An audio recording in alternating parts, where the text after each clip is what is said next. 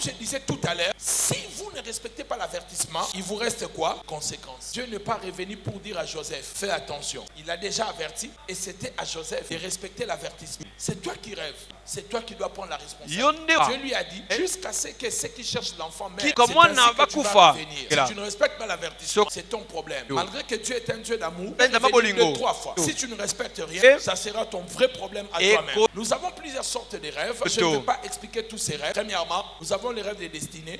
Je ne vais pas expliquer. J'ai déjà donné des enseignements sur les rêves. Le rêve de réconfort, comme celui que Jacob a vécu dans Genèse 28. Lorsqu'il a fui la maison de son père, son frère cherchait à le tuer. Il était abattu, il était fatigué, il attendait la mort et Dieu est apparu pour le fortifier. Il y a des rêves comme ça, on est abattu. Et Dieu se révèle à nous en nous montrant que nous serons des grandes personnalités. Il y a aussi des rêves de direction, comme celui que j'ai fait de rentrer au Congo. Une fois, le Seigneur m'a montré une montre. Je devais voyager pour Kinshasa. Il me restait peu de temps. J'ai compris que Dieu me demandait de quitter la Belgique. De rentrer au Congo. Dieu n'a pas eu tort et je n'ai pas eu tort de rentrer. Dieu soit béni pour cela. Il y a aussi le rêve d'instruction. Il y a aussi des rêves de purification.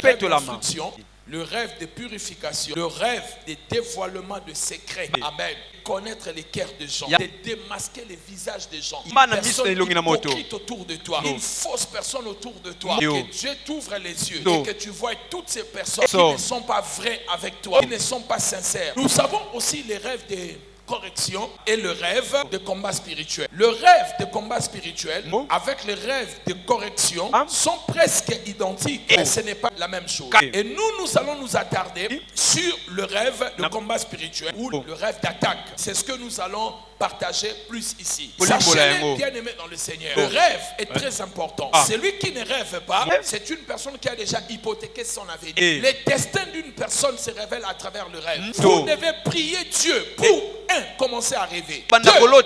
Pour comprendre vos rêves. Si vous ne comprenez pas cela, ça ne sert à rien du tout. Je vous donne un exemple. Une personne a fait un rêve. Dans ses rêves, cette personne voyait qu'elle était dans un deuil. C'était un homme, il était dans un deuil. Dans ce deuil, les gens pleuraient. Il a dit, je suis dans ce deuil, je ne sais même pas qui est mort. Je vais aller voir le visage de la personne qui est décédée. Lorsqu'il va pour regarder dans le cercueil, il se voit lui-même dans le cercueil. Il commence à crier, je ne suis pas mort, je suis vivant. Personne ne l'écoutait. Les services d'ordre ont soulevé le cercueil. Ils sont partis avec le cercueil.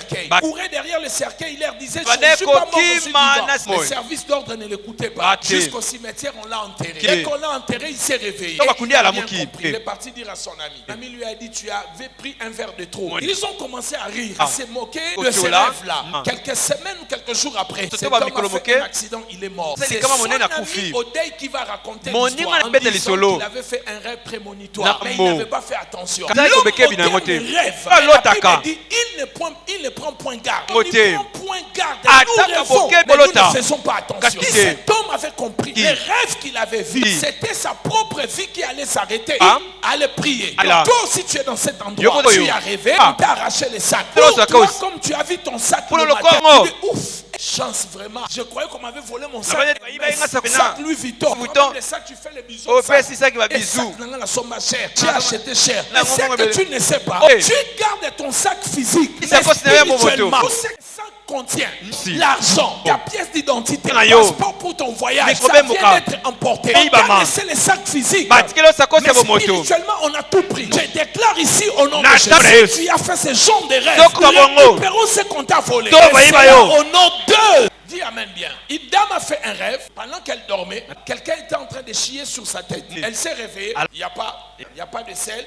Il n'y a rien. Elle est repartie dormir. Quelques jours après, son mari commence à la détester. C'est que son mari l'a chassée de la maison. Tout était dans les rêves. Quelqu'un qui fait des sels sur toi. Même si tu ne pries pas, ça ne te dérange pas. C'est la honte. Ici, je vais vous dire seulement, les gens des rêves vont donner les explications. À partir de demain, je commence à donner dans chaque groupe les significations des rêves. Et si vous faites des rêves, où on fait des scènes sur toi, où vous êtes à demi nu, où vous n'avez pas de vêtements, ce sont des rêves de la honte. Et la honteuse va coller votre destin. Si vous ne priez pas pour détruire cela, parce que être nu, un homme normal, un être normal ne peut pas accepter d'être nu. Si vous lavez, entre brusquement dans votre chambre, la première des choses vous faites quoi? Vous ne voulez pas qu'on voie votre nudité. Parce que l'être humain garde sa nudité. Dès lors vous vous voyez dans les songes nus, c'est votre vie, votre honte, la honte qui est chargée sur vous. Et il faut prier sérieusement pour briser l'esprit de la honte. Pour les problèmes qui peuvent poursuivre votre vie et coller la honte. Regardez, si vous avez fait ce genre de rêve, vous remarquerez il y a des situations honteuses tout autour de votre vie. Je prie dans le nom de Jésus que si tu as fait ce genre de rêve, cela quitte ton chemin au nom de Jésus. Fais les vêtements au nom de Jésus. C'est là au nom de Jésus. Le vêtement symbolise la gloire. Quand tu n'as plus de vêtements, tu as enlevé ta gloire. Tu restes dans la honte. Si tu es à demi nu, la honte ne sera pas profonde. Si tu n'as pas de vêtements, les gens qui rêvent comme ça, en train de marcher sur la rue, comment tu constates que tu n'as pas de vêtements? Et ce genre de rêve, par hasard, tu ne trouves pas un endroit où tu es protégé. Jusqu'à la fin de ton son, tu ne trouves pas de vêtements. Il faut commencer la prière la même nuit. Ne dis pas amen. Donne-moi ton amen bien.